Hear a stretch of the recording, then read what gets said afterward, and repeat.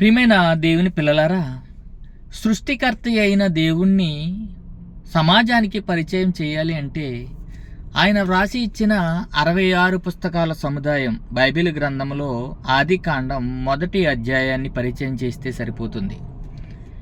ఒక 5 నిమిషముల పాటు ఆదికాండం మొదటి అధ్యాయం వివరించి చెప్తే ఇగ్నతి ఉన్న జ్ఞానమున్న ఎవరైనా సరే ఆలోచిస్తారు, అవునా అని. ఈ ప్రకృతి, ఈ మానవ నివాస యోగ్యమైన ఈ భూగోళం ఎలా వచ్చింది? భూగోళం అందలి సమస్తం. ఆకాశం వైపు చూశారు, నక్షత్రాలు ఉన్నాయి, సూర్య చంద్రాదులు ఉన్నారు. వాటిని చూసి ఖగోళ శాస్త్రవేత్త పుట్టుకొచ్చాడు, ఉన్న వాటిని చూసి.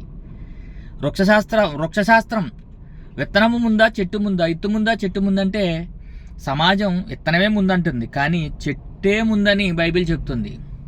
ఏమండి, విత్తనములు ఇచ్చి చెట్లు మొలిపించాడు దేవుడు. ఆ చెట్లను కనుగొన్నవాడు వృక్షశాస్త్రవేత్త అయ్యాడు. జంతువులు, భూమి మీద ఉన్నటువంటి జంతువులను చూశాడు, జంతు శాస్త్రవేత్త పుట్టుకొచ్చాడు, బోటనీ, జువాలజీ. ఏమండి, గ్రంథాన్ని పరిశీలన చేయటంలో ఆదికాండం మొదటి అధ్యాయాన్ని మనము సమాజానికి కూర్చోబెట్టి చెప్పినట్లయితే, ఎవరికైనా పరిచయం చేయాలి దేవుణ్ణి అని అనుకున్నప్పుడు, జగదుత్పత్తి మొదలుకొని సృష్టింపబడిన వస్తువులు, రోమీలకు రాసిన పత్రికలో ఉన్నటువంటి మాట, దానిని పరిశీలించటం వలన దేవుడు ఎవరో తేటపడిపోతుంది. ఏమండి, ఈ బైబిల్ గ్రంథం మత పుస్తకము కాదండి, మార్గం. నేనే మార్గం, నేనే సత్యం, నేనే జీవం అన్నాడు యేసుక్రీస్తు ప్రభులు వారు. ఇది మార్గదర్శి, ఇది మార్గదర్శి, దిక్చూచి, లొకేషన్ ఎలాగైతే మనల్ని ఒక ప్రాంతానికి తీసుకెళ్లి నిలబెడుతుందో, చూపిస్తుందో, మార్గం చూపిస్తుందో, ఈ లొకేషన్, పరలోకానికి లొకేషన్ ఈ యొక్క బైబిల్ గ్రంథం. పరలోకానికి చేర్చడానికి, నిన్ను వెలిగించడానికి, నిన్ను వెలిగిస్తుంది, సమాజాన్ని వెలిగింప చేస్తుంది.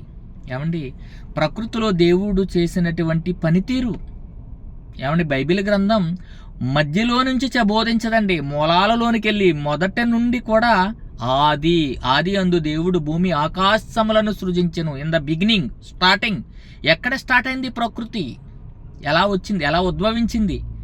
ఈ సూర్యచంద్రులు, భూమిలో ఉన్న అందరి సమస్తం, ఎన్ని పళ్ళండి, ఎన్ని కాయగూరలు, ఎన్ని ఆకుకూరలు, ఏమంటే సముద్రంలో ఎంత మత్స్య సంపద, ఏమంటే ఎన్ని జంతువులు, రకరకాల జంతువులు, వీటన్నిటినీ చేసిన తర్వాత తన పోలికతో నరుని నిర్మించటం. ఏమండి, ఆదాము అజ్ఞాని కాదండి, ఆదాము మహాజ్ఞాని. ఏమన్నారు? సమాజం ఏమంటుంది? ఆది మానవుడు అనాగరికుడు, అజ్ఞాని, కాలక్రమేణి తన జ్ఞానాన్ని పెంపొందించుకున్నాడు అంటున్నాడు. నో, బైబిల్ ఆ రీతిగా చెప్పటం లేదు. ఆదామే మహాజ్ఞాని.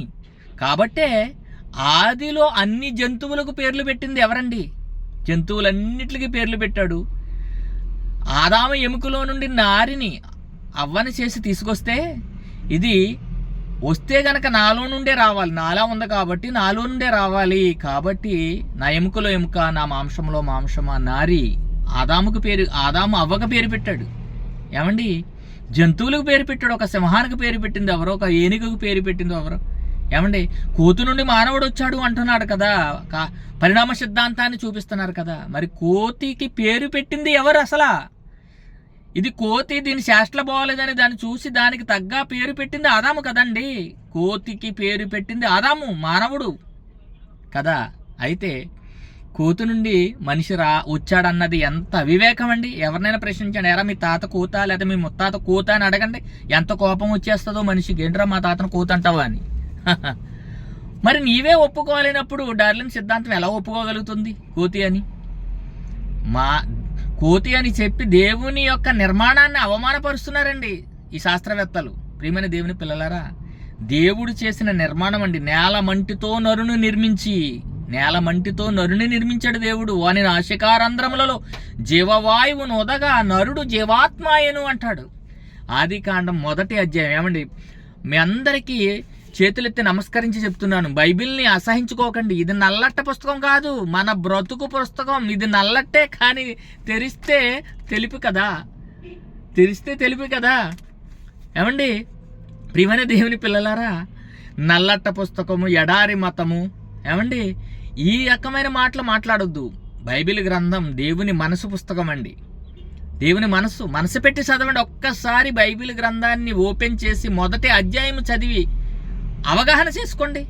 దేవుడేంటో, ఈ ప్రకృతి ఏంటో, ఈ ప్రకృతిలో సమస్తం ఎలా వచ్చిందో, ఎవరి చేతి పను, మనం ఎవరి కష్టాన్ని తింటున్నో మనకు అర్థమవుతుంది. ప్రియమైన దేవుని పిల్లలారా, దేవునికి ఎందుకండి చేపలు, దేవునికి ఎందుకండి పళ్ళు, దేవునికి ఎందుకండి ఆకుకూరలు, దేవునికి ఎందుకండి కాయగూరలు, దేవునికి ఎందుకండి తిరిగే నేల, దేవునికి ఎందుకు? దేవునికి కాదు. దేవుని మనస్సులో మనం ఉండబట్టే ఇవన్నిటినీ మొదట చేసి వాటిని అనుభవించడానికి మనల్ని చేశాడు దేవుడు. వాటన్నిటి మీద అధికారం మనకిచ్చాడు. వాటన్నిటిని మనం అనుభవిస్తున్నాం. దేవుని రెక్కల కష్టాన్ని అనుభవిస్తూ దేవుని కొరకు బ్రతకకపోతే, ఈ బ్రతుకు కొరకే మనము బ్రతికితే, ఏమండి, ఎంతటి వాడైనా, ఎంతటి ధనవంతుడైనా, ఎంతటి అందగాడైనా, ఆస్తిపాస్తులు గలవాడైనా మరణము రుచి చూడని నరుడెవడు చనిపోక తప్పదు. నేను సావనన్నవాడు ఎవరైనా ఉన్నాడా? లేడే. ఈ ఆరిన నేలపై ప్రతి ఒక్కడు కూడా మరణించవలసిందే. మరి మరణంతో మన బ్రతుకు అంతమైపోతుందా? లేదు. మరణము తర్వాత మరొక బ్రతుకు ఉందని చెప్పడానికి ఒక సీతాకోక చిలుకను సాదృశ్యంగా చూపించాడు మనకి. తన బ్రతుకు మార్చుకుంటుంది. మనకు కూడా ఒక బ్రతుకు ఉంది. ఈ 60-70 సంవత్సరాల కోసం కాదు దేవుడు మనల్ని సృష్టిస్తా భూమి మీద యాత్రికులము, పరదేశికులమై ఉన్నాం మనం. ఏమండి, చనిపోయిన తర్వాత పాట, పరదేశులము ప్రియులారా ఇది పురమిది కాదిప్పుడు అంటే చనిపోయిన తర్వాత పాడతాడు కాదు, బ్రతుకుండగా పాడాలి ఈ పాట, బ్రతుకుండగా పాడుకోవాలి ఈ పాట. ఎందుకంటారా, మనం పరదేశులం, ఈ లోకం అశాశ్వతమని. ఆ దేశం వెళ్ళడానికి ఏమంటే Kuwait, Israel, Muscat, Bahrain, Khattar, Dubai వెళ్తున్నాం. శాశ్వతంగా అక్కడ ఉండిపోతున్నామా? లేదే, ఉండలేదు. కొంతకాలం ఉంటున్నాం, తిరిగి మన స్వగ్రామాలకు మనం వెళ్ళిపోతున్నాం. వలస పక్షులు చూడండి, వలస వస్తాయి, జ్ఞాపకం ఉంచుకుంటే మరలా వలస వెళ్ళిపోతాయి, వచ్చిన ప్రాంతానికి మరలా తిరిగి వెళ్ళిపోతాయి. మరి మనం ఏ దేశము నుండి వచ్చామో జ్ఞాపకం ఉంచుకుని ఎడల మనం తిరిగి వెళ్ళడానికి మళ్ళా అవకాశం ఉంటుంది. మన దేశం మనం మర్చిపోలేదు. మరి మనం ఎక్కడి నుంచి వచ్చాము భూమి మీదకి? మనం పుట్టాక తెలిసింది ఈ భూమి ఉందని. మరి మన చనిపోయిన తర్వాత తెలుస్తుంది మరో లోకం ఉందని. ఆ లోకమే పరలోకం. నిత్యాగ్ని దండన ఉంది, విశ్రాంతి స్థలం ఉంది, పరలోకం ఉంది. దాని కొరకు బ్రతుకుండగానే మన బ్రతుకును సరిదిద్దుకోవాలని ఈ బైబిల్ గ్రంథాన్ని మనసు పెట్టి చదవాలి. ఇది మహాజ్ఞాన గ్రంథమని, మత పుస్తకము కాదని, ఇది మనల్ని జీవింపచేస్తుందని, జీవగ్రంథమని దేవుడు ఒక వాగ్దానం చేశాడండి. యావత్ ప్రపంచ దేశానికి 830 కోట్ల జనాంగానికి చెప్పిన వాగ్దానం ఏమిటో తెలుసా?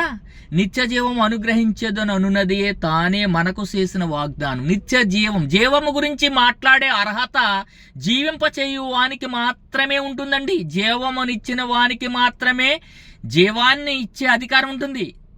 జీవము మనకిచ్చిన దేవుడే మరలా మనకి మరొక జీవితం ఇస్తాడు. జీవం గురించి మాట్లాడాలంటే దేవుడు యెహోవా తండ్రి అయిన దేవుడే మాట్లాడాలి. జీవాధిపతి ఆయన, జీవమునిచ్చిన వాడు ఆయన. కాబట్టే మీకు నిత్య జీవం ఇస్తాను అంటున్నాడు.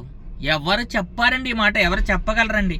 నిత్యము జీవింప చేయగలగ జీవాత్మను మనకిచ్చి నిత్య జీవం ఇస్తాననే మాట చెప్పగల గట్స్ ఎవరికి లేదండి. ఎవరికి లేదు లేదు లేదు ఖచ్చితంగా చెప్తున్నాను. నిత్య జీవం ఇస్తానంటున్నాడు దేవుడు. దానికి కొరకు మనము బ్రతకాలండి. నిత్య జీవం కొరకు బ్రతకాలి. విశ్రాంతి స్థలంలోనికి వెళ్ళటం కొరకు మనం బ్రతకాలి. అనుదినము ఈ గ్రంథాన్ని పాటించాలండి.